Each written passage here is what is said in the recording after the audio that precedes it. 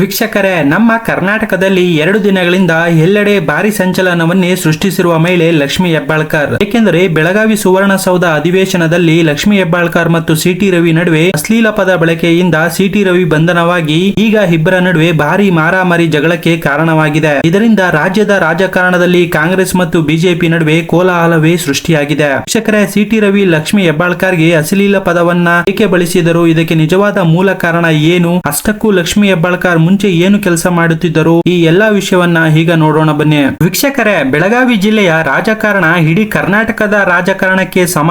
ಏಕೆಂದರೆ ಬೆಳಗಾವಿಯಲ್ಲಿ ನಡೆಯುವಂತಹ ಘಟನೆಗಳು ಇಡೀ ಕರ್ನಾಟಕದ ಮೇಲೆ ಅತಿಯಾಗಿ ಪರಿಣಾಮವನ್ನ ಬೀರುತ್ತವೆ. ವೀಕ್ಷಕರೇ, ಲಕ್ಷ್ಮಿ ಹೆಬ್ಬಾಳ್ಕರ್ 2013ರಿಂದ ಹಿಂದೆ ಅತಿ ಸಾಮಾನ್ಯರಲ್ಲಿ ಸಾಮಾನ್ಯ ಒಂದು ಮಾಸ್ಟರ್ ಡಿಗ್ರಿ ಮುಗಿಸಿಕೊಂಡಿದ್ದಂತಹ ಓರ್ವ ಮಹಿಳೆ. ಅವರಿಗೆ ಯಾವುದೇ ರಾಜಕಾರಣದ ಬ್ಯಾಕ್ ಗ್ರೌಂಡ್ ಇರಲಿಲ್ಲ. ಯಾವಾಗ ಕಾಂಗ್ರೆಸ್ ಕಾರ್ಯಕರ್ತೆಯಾಗಿ ಗುರುತಿಸಿಕೊಂಡು ಹಂತ ಹಂತವಾಗಿ 3-4 ವರ್ಷ ಕಾಂಗ್ರೆಸ್ ಕಾರ್ಯಕರ್ತೆಯಾಗಿ ಕೆಲಸ ಮಾಡಿ ಬೆಳಗಾವಿಯಲ್ಲಿ ಒಂದು ಹಂತಕ್ಕೆ ಗುರುತಿಸಿಕೊಂಡಿರುತ್ತಾರೆ. ವೀಕ್ಷಕರೇ, ಯಾವಾಗ ರಮೇಶ್ ಜಾರಕಿಹೊಳಿ ಅವರ ಪರಿಚಯವಾಗುತ್ತೋ ಆಗ ರಮೇಶ್ ಜಾರಕಿಹೊಳಿ ಅವರು ಲಕ್ಷ್ಮಿ ಹೆಬ್ಬಾಳ್ಕರ್ ಅವರಿಗೆ ಪಕ್ಷದ ನಿಷ್ಠೆ ಮತ್ತು ರಾಜಕೀಯ ಸ್ನೇಹ ಸಂಬಂಧಕ್ಕೆ ಒಳಪಟ್ಟಂತೆ 2013ರಲ್ಲಿ ಬೆಳಗಾವಿ ಗ್ರಾಮಾಂತರದಲ್ಲಿ MLA ಟಿಕೆಟ್ ಅನ್ನ ಕೊಡಿಸುತ್ತಾರೆ. ಆದ್ರೆ ಈ ಎಲೆಕ್ಷನ್ ನಲ್ಲಿ ಸೋಲುತ್ತಾರೆ. ಇದಾದ ನಂತರ ಮತ್ತೆ ಬಂದಂತಹ MP ಎಲೆಕ್ಷನ್ ಅಲ್ಲೂ ಕೂಡ ಟಿಕೆಟ್ ಸಿಕ್ಕರು ಮತ್ತೆ ಸೋಲನ್ನು ಅನುಭವಿಸುತ್ತಾರೆ. ವೀಕ್ಷಕರೇ, ಅಷ್ಟರ ಹೊತ್ತಿಗೆ DK ಶಿವಕುಮಾರ್ ಅವರು CM ಸ್ಥಾನಕ್ಕೆ ಗುರಿ ಇಟ್ಟುಕೊಂಡು ಎಲ್ಲಾ ಜಿಲ್ಲೆಯ ಕಡೆ ಪ್ರಯಾಣ ಮಾಡುತ್ತಿರುತ್ತಾರೆ. ಏಕೆಂದರೆ CM ಆಗಲಿಕ್ಕೆ ಎಲ್ಲಾ ಜಿಲ್ಲೆಯಲ್ಲಿ ಜನಪ್ರಿಯತೆಯನ್ನು ಗಳಿಸುವುದು ಅತ್ಯಗತ್ಯ.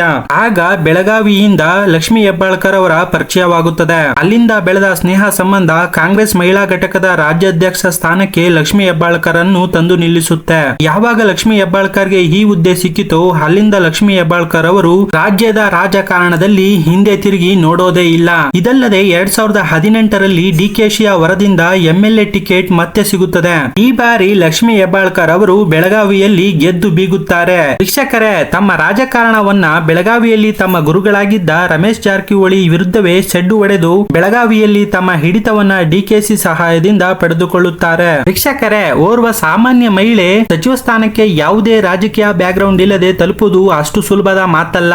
ಅದರ ಹಿಂದಿನ ಸತ್ಯಗಳು ಮತ್ತು ಕಷ್ಟಗಳು ಅವರಿಗೇನೆ ತಿಳಿದಿರುತ್ತದೆ. 2014ರಲ್ಲಿ 4 ಕೋಟಿಯ ಒಡತಿಯಾಗಿದ್ದ ಹೆಬ್ಬಾಳ್ಕರ್ ಅವರು ಇಂದಿಗೆ 30-40 ಕೋಟಿಯಷ್ಟು ಹಣವನ್ನ ಸಂಪಾದಿಸಿದ್ದಾರೆ. ಹೀಗೆ ರಾಜಕಾರಣದಲ್ಲಿ ಸಚಿವೆಯಾಗಿ ಇಂದು ಇಡೀ ರಾಜ್ಯವನ್ನೇ ಆಳುತ್ತಿದ್ದಾರೆ. ಶಿಕ್ಷಕರೇ, ಲಕ್ಷ್ಮಿ ಹೆಬ್ಬಾಳ್ಕರ್ ಬಗ್ಗೆ ನಿಮ್ಮ ಅಭಿಪ್ರಾಯವೇನು ಅಂತ ಕಮೆಂಟ್ ಬಾಕ್ಸ್ ನಲ್ಲಿ ಕಮೆಂಟ್ ಮಾಡಿ. ಹಾಗೆ ಈ ವಿಡಿಯೋ ಇಷ್ಟವಾಗಿದ್ದರೆ ನಮ್ಮ ಚಾನೆಲ್ ನ ತಪ್ಪದೆ ಸಬ್ಸ್ಕ್ರೈಬ್ ಮಾಡ್ಕೊಳ್ಳಿ, ಹಾಗೆ ಲೈಕ್ ಮಾಡಿ ಮತ್ತು ನಿಮ್ಮ ಫ್ರೆಂಡ್ ಗೆ ಶೇರ್ ಮಾಡಿ.